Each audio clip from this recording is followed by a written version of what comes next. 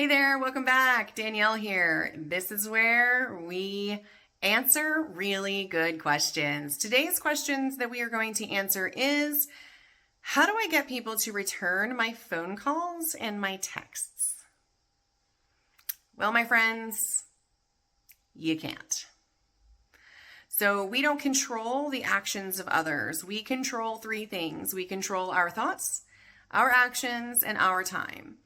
We can attempt to influence the actions of others, especially those in our inner circle, maybe those that live in our home, those that are our immediate family.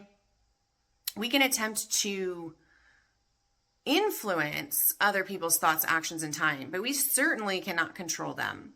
So you control your thoughts, your actions, and your time. So if you are not getting responses back to your phone calls or to your text messages, if it's a business setting, I would suggest you develop a follow-up system to keep up when the last time you contacted that person was.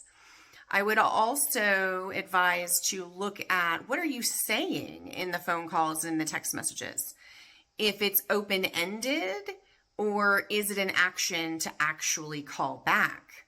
So what is the verbiage that you're using, and does that verbiage lend to the person you're calling to actually return your call? Sometimes we can have what we call soft talk, right? We can just have soft talk to where we're explaining things on a voicemail or on a text, but there's no action step, and people can often ignore those. Also, for me personally, I can't really speak for anybody else. Text is hard because once you see it, you can't unread it. And I, even myself, sometimes accidentally don't respond to people because I read it and I think I'm going to come back to it later. So I now have a rule. I don't read it until I'm ready to act on it.